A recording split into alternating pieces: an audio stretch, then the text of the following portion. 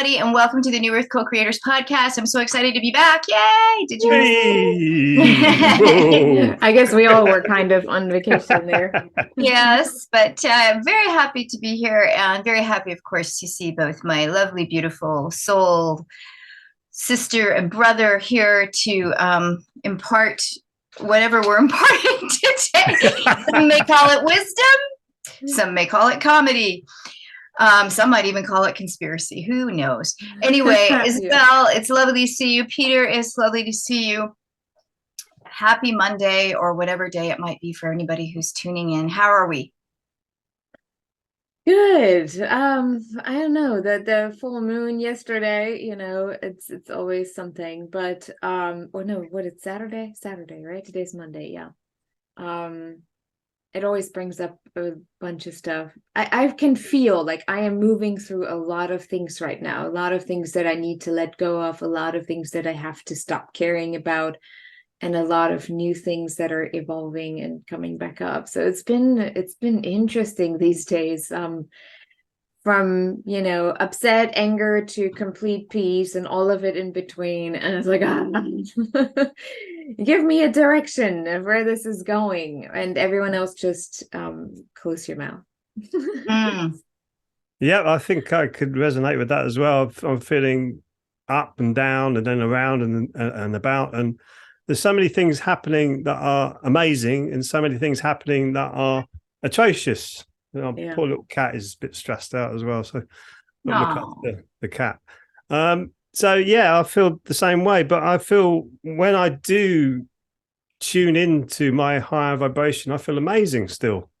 Even though with all this mess around me, I can still tune in to a higher vibration and then look at it and go, well, we really do need to do something about this mess that we're living in.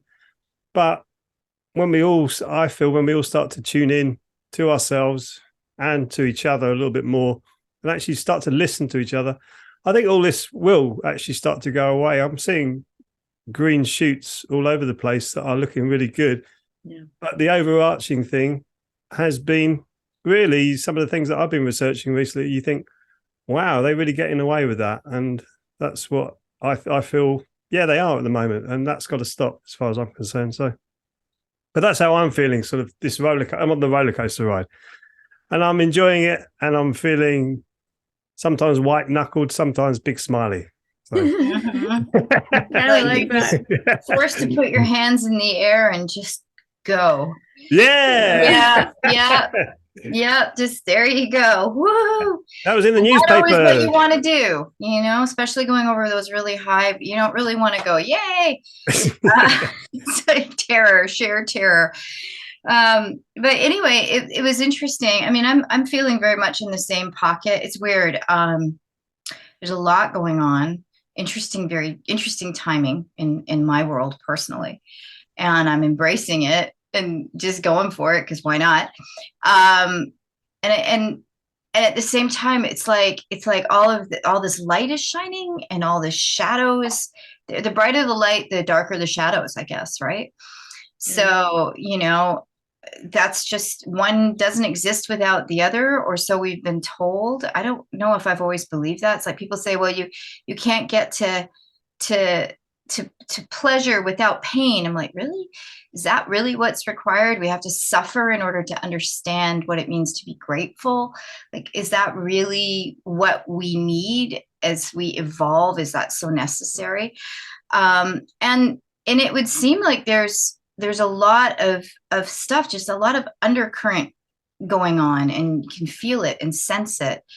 And as much as I'm putting myself out in the world, I'm also not putting myself out of the world. It's such a weird sort of dichotomy. On the one hand, I'm being very present when I'm there, and on the other hand, when I'm not needing to be there, I'm just kind of sitting back and being quite quiet. Yeah, which me too. Is interesting. And then Peter, we talked for a few minutes before we start this. You mentioned something that's been happening in the UK now, and we talk about many things on this podcast. So I guess we should talk about this because I think people deserve to know. So please tell us what we'll tell everybody now what you just told us. Well, I just come out been doing some research, and this video came up, and I've looked at the government website myself. It's actually a sort of element of the government called the CDU, the Counter Disinformation Unit. So there's a Counter Disinformation Unit, and I found it's very Orwellian. What a title in itself. That sums up everything, really. But so what is counter disinformation? So what is disinformation? What is misinformation? They've got all these different terms for it now. They've got conspiracy theorists and all this kind of business. Nobody knows what anybody means anymore when they're actually speaking about all this stuff. And I've found lots of people to be scared of being labeled a conspiracy theorist as well, which I found amazing.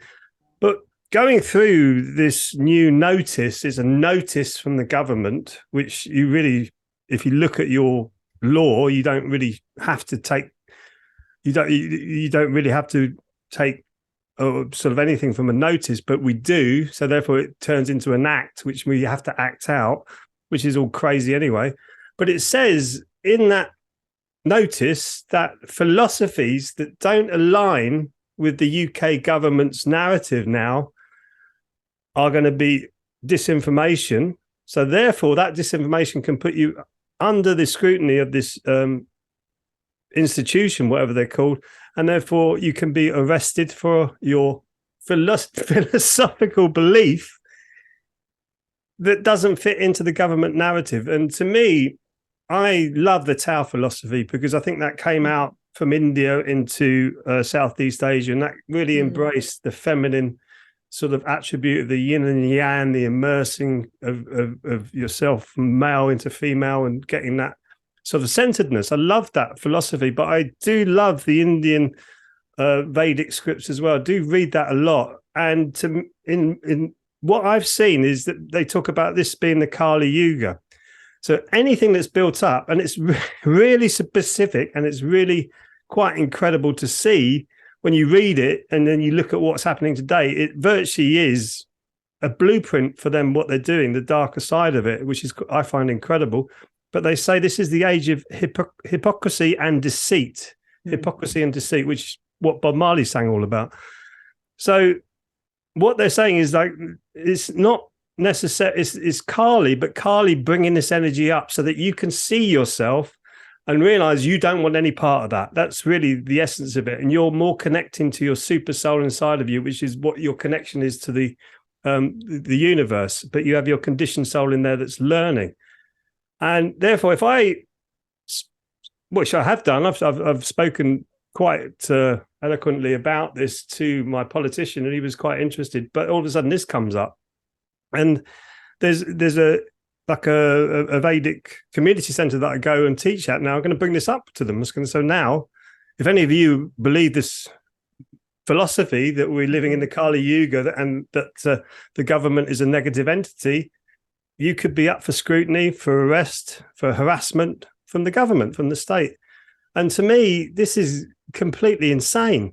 It's because there's no room for argument anymore. There's no room for debate or discussion. And anything that I've said, I'm well capable of actually having a conversation with it and changing my viewpoint on it, which is important, because if someone's convincing to me and they're coming from my heart, I will say, okay, I get that. But this is unbelievable change and overreach of a government to come into people's lives and say, your philosophy is wrong. We're going to put you into a re-education camp. This I thought George Orwell and 1984 and the Brave New World, I thought they were just books. But to me, it's almost like a blueprint of what's being rolled out at the moment. And this CDU is just another step closer to you not being able to say anything outside of the government jurisdiction. Right. Yeah. And we see something not that dissimilar here in the US, because we have a Misinformation/Disinformation Act that's also been put in place. Although if you want to find anything about it, very hard to do. very hard to do. So it's like it was here for 5 minutes and suddenly it just sort of vanished. And people were saying, well, how do you define disinformation, misinformation? The conversations were silenced very quickly. And it's just sitting here. In Canada, I know, Isabel, you said it seems like Canada's not far behind. I think Canada may already No. be there, because government has total control over everything there now. And the media is licensed by the government now. It has to be licensed by the government. Yeah. Um, Wow. so we are moving into this very strange, multiple dimensional reality where these things do exist in some realms. I don't believe they exist in all by any stretch because there's multiple realities happening. But without getting too spiritual on that subject right now, I think that it's very important to acknowledge that as much as we don't want to believe these things, that we can't just isolate our own self from the world and say, okay, not mine. You know, that's was not my dishes, not my sink, whatever, not my sink, not my dishes, whatever that saying is. It's like we are not, even though the three of us here may choose to support a totally different reality and hold that to the light, which is why I think we all have those moments. You say you feel really high and really good and really within the self and grounded. I feel very grounded these days and very at peace, with all of this going on. At the same time, this awareness, this conversation does require taking place, because what's happening systematically is it's like we're moving into this really interesting space. This is a variable that is possible, and that is that, okay, they're going to try to put everything into a container, and if you do not fit in that container, then you are a problem, right? And therefore you need to be taken someplace else, right? That's, and I'm saying you, and I'm saying it intentionally because I really want people to feel like, well, what do you mean me? What do you mean? I could say one, I could say we, I could say, but I am saying you for this moment, because I think that that's as much a possibility right now as anything. And when you have something as general as a philosophy, like, if they were doing this religiously, like if it was under the guise of religion, people would be up in arms, because I guess they're so used to it, though religion's done it for a long time. But still, Yeah. if one religion was rising up right now and saying every other religion is wrong and therefore you can be arrested if you believe it. Now we're talking about the UK, we're talking about the Western world. Other countries, this may still exist, right? But here it doesn't. If they were trying to implement it that way, there would be an uprising. But instead of it being anything specific, it's a philosophy. That's like saying, if you have the wrong idea, we can arrest you. Yeah. But you see that with everything that's going on right now. We're talking all about, the talking point of love, unity, equality, and yada, yada, yada, which are that may all not fit just with the terms. government's agenda. No. Yeah. But that is the box that they're putting it on. Like, this is like, it's all under the disguise of love and unity and equality and we're one. And it's interesting how those positive words are being used really for the narrative of the darkness. Really, I keep saying, if we implement something for one group of people, and if we were to implement the same thing for another group of people, and you get upset about that, then it's not about equality. Then it's about rebellion and fairness and justice that hasn't even, been around for hundreds of years. I actually watched an interview or a video of someone. She's like, yes, if you didn't know, by the way, being on time is white supremacy. Oh my goodness. It's like, are you just using everything as an excuse? That again, but that is the philosophy that we're going with. It's almost like we're just I can't even find the right words for what's going on, and that's why it's so hard for me to even put myself out there and to actually say something, because I'm like naturally, organically sitting always in the middle, and I see both. I'm like, are you guys really not realizing it, that no matter, because I know your hearts are in the right place, I get it, I understand where you're coming from, but the way it is being initiated is a very slow death. It's like putting the frog in boiling water, right? Like slowly increasing the temperature. And people don't realize it just because it says love and unity and equality, where it's a very slippery slope, and it goes right in with the philosophy, right? It's all about philosophy, our thoughts, our belief system, and what is wrong and what is right, and who is the government actually?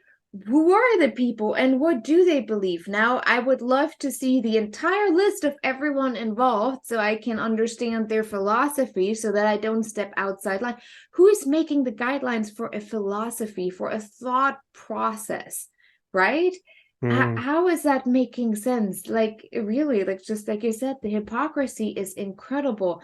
But so many people are just, pulling the blankets over their eyes, and like, in my heart, I know I'm doing the right thing. I'm doing the right thing. And everyone else who doesn't, and who doesn't agree, and who doesn't, make a loud stand for everyone to see, is not part of that, who's not part of that philosophy that is aligned with the government.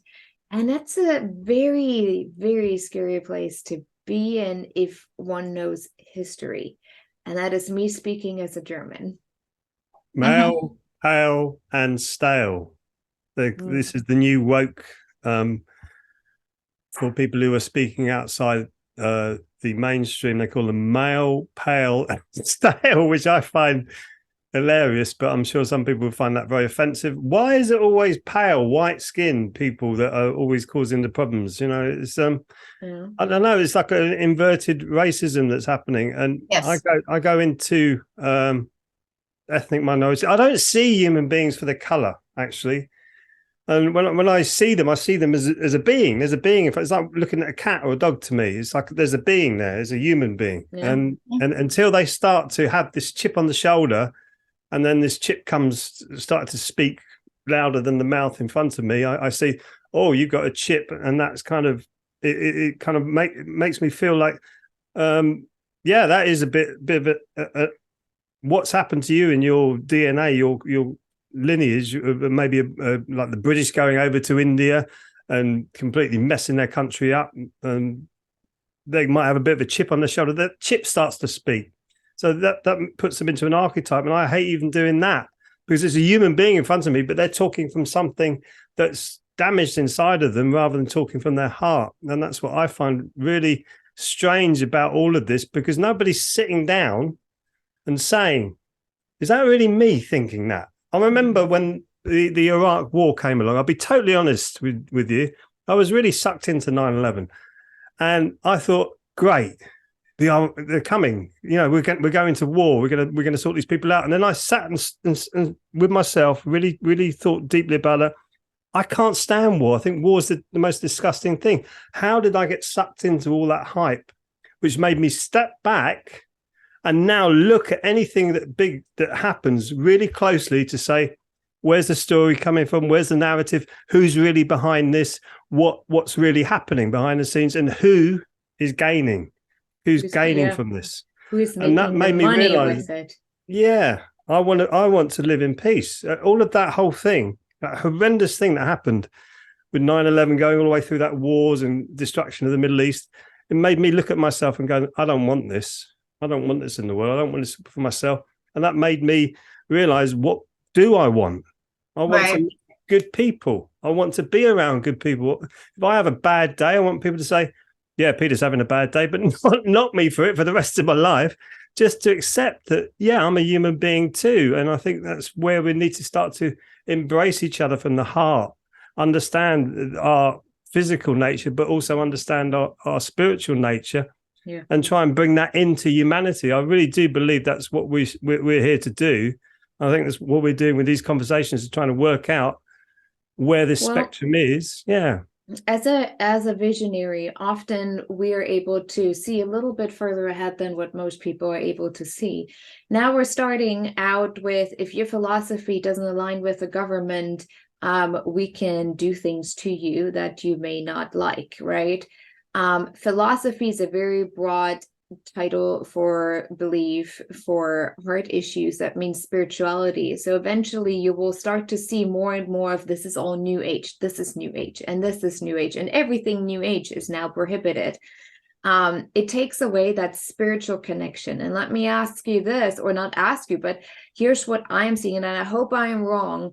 I really do hope it. But when we take spirituality out of all of this, we all become robots. Here's the transhumanism that comes into place, call it conspiracy theory or not.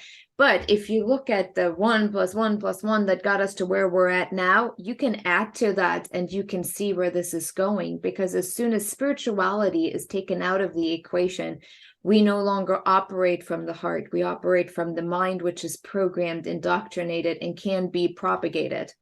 I think what you're saying is a really interesting distinction, because I don't see that spirituality is being taken out of the equation. If anything, I actually feel that spirituality is rising up. And that's why they're adding all of that in, because they're afraid of that. Because as soon as people realize we are spiritual beings, we have the power. Those who want to, narrow it down, who want to control that part, that sense of freedom that you have being a spiritual person, right? Being. And that's where they come, and slowly they will put things into place, very slowly. Well, they've been doing it for 50, 60, 80 years now. I mean, we didn't get here overnight, for sure. However, I really, maybe it's just the way I choose to see it, but what I find interesting is on corporate stages now, when people speak, they talk about soul, they talk about spirituality, they talk about things that they could never have said 5 years ago. Like, it's become very accepted. There's a lot that's happening. So I don't really go to the place of like, okay, they're going to lock spirituality out. What I think is the opposite, which could end up containing spirituality. I feel they're trying to lock the heart out. They're trying to lock the emotion out. They're trying to lock the feeling out and keep it in angst and keep it in anger, because I don't think they care about spirituality at this moment in time. What they care about is keeping people at odds with each other. As long as people are at odds with each other, spirituality is not a threat. So, that's the thing. As long as people argue and are at odds, and the reverse racism that's come in, the hatred that's been propagated, the fear that's out there, as long as they can cultivate at that level, they don't have to come in at quite that literal level. That's taking it to such a literal place that they would actually have to expose themselves to a degree where I believe they would not be willing to expose themselves. That's very much the information that I get anyway around all of this. I think it's the heart that they're attempting to sabotage as much as possible, because if our feeling nature is sabotaged, then our spiritual connection is sabotaged. Exactly that. Right. And that's how but I don't think they're doing it. Spirituality. Yeah, I don't think that they're coming at it from that perspective. I don't actually really believe that people that are that high in the shadow with exception, there's a couple I absolutely believe know exactly what they're doing and why they're doing it. And I don't believe it's more than a handful of beings on this planet at this moment in time that are really, really awake to what it is that agenda is. I truly do believe that a lot of people that are pushing the agenda that we could call the darker side, if you will, honestly feel that they are doing what is right. They truly, truly believe it, because how else can they look at themselves in the mirror? They can't, right? And we've got to realize that everybody has a choice. Everybody's here for soul's growth. Everybody's here for their awakening. And some individuals are on that darker path at this moment in time as part of their own spiritual journey. So it's a really fascinating conversation if you start to look at, well, okay, you look at someone like Trudeau and you recognize that he was cultivated, he was brought through, the economic forum, the world, what was that? What's the World Economic Forum? Yeah. Right. They developed, they cultivated, as they have cultivated other leaders in this country. If we were spoon-fed from the time that we were brought onto this planet to a certain belief system, right? If we were spoon-fed by that and continued and were surrounded by people who truly believed it, who's to say where any one of us would be right now? Right. Mm. Rishi Sunak is also the Prime Minister of the UK. He went through the World Economic Forum as well. So there's lots of them popping up. And Yeah. I heard, I don't know if this is true, but they're becoming less and less popular because the World Economic Forum is, and the people going to their meetings is because they're getting questioned now. Not Yes. so much in Canada, but over here in the UK. I think in the European Union as well, they're starting to be questioned of what were you doing over there and what was that conversation all about.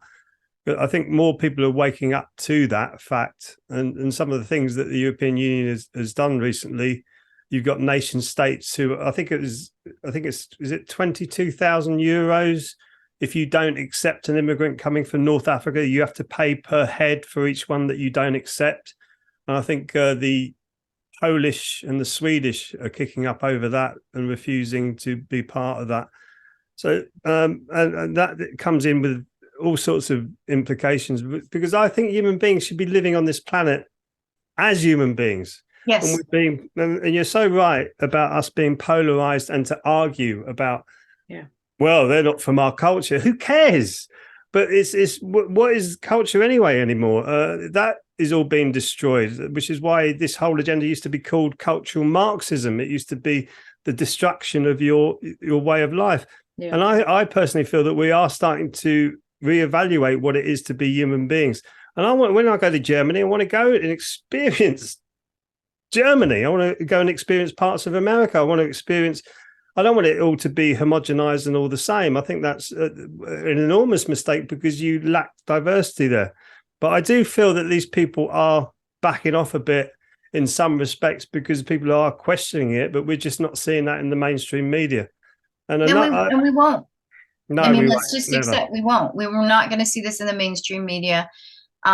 I think really a fascinating thing. I just want to add this in there, and anything that I say, take it left, right, in the center. Don't take it at all. It doesn't matter. Everybody's entitled to what they think and say and feel, and just be respectful. That's what I think for all of it. I think we practice that here because I'm sure we all don't always agree with one another, although I think we do fairly well.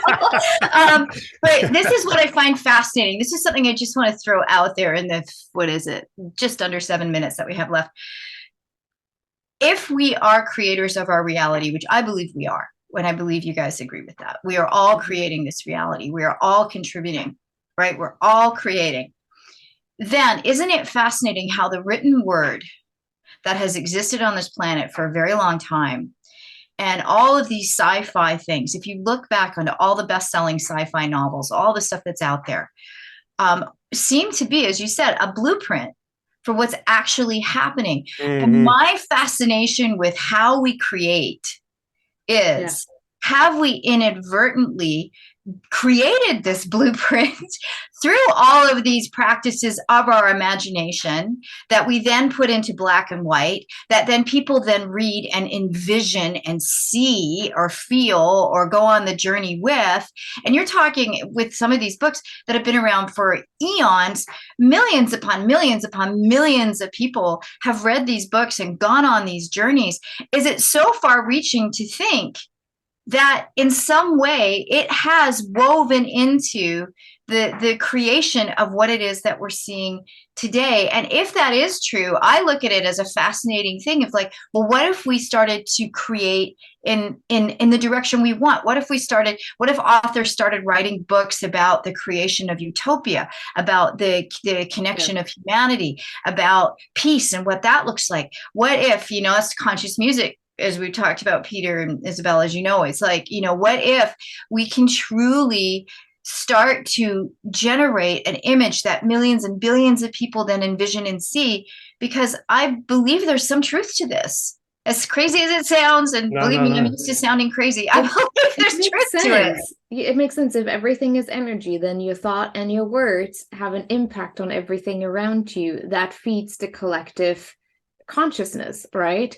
And with that, we are directing the path. And I think that's why we're seeing the extreme between dark and light right now. That's why you're saying we see people talking about soul on corporate stages.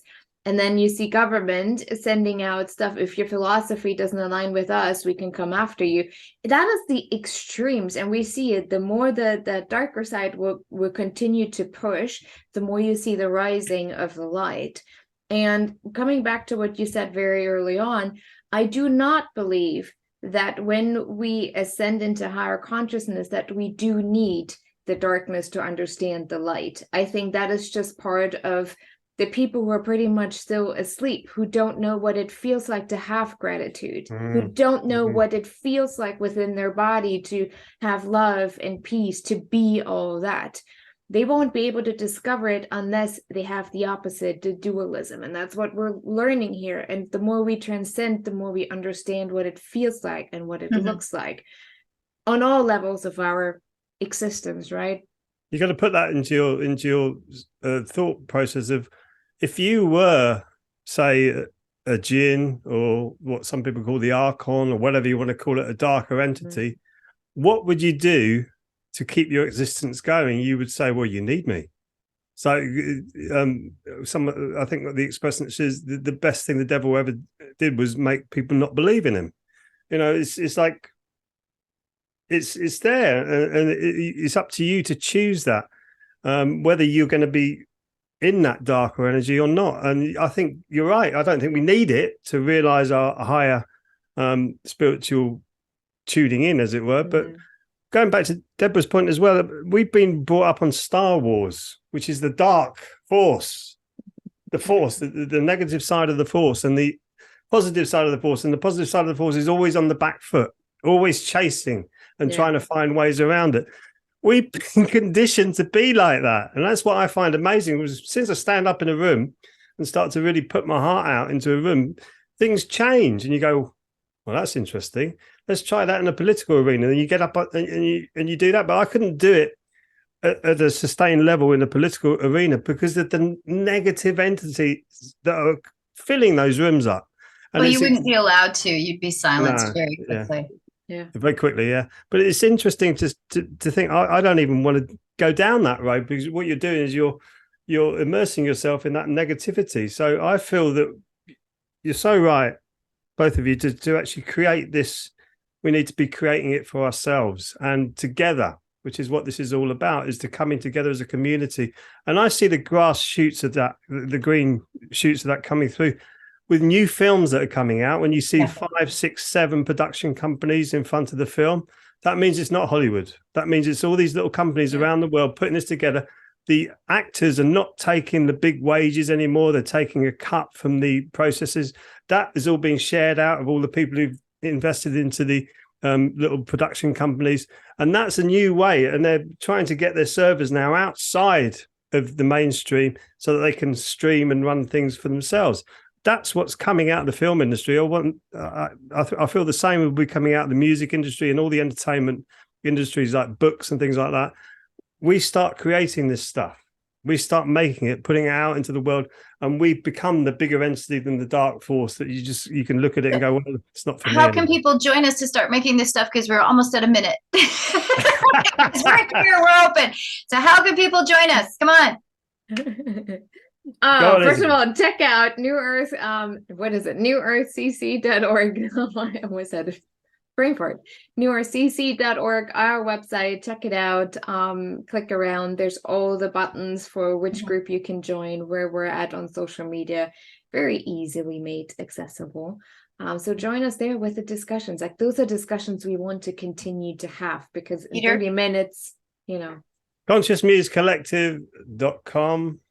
And was it Conscious Music for the People on Facebook? There's a little Conscious Music Collective will take you there. .com, newearthcc.org.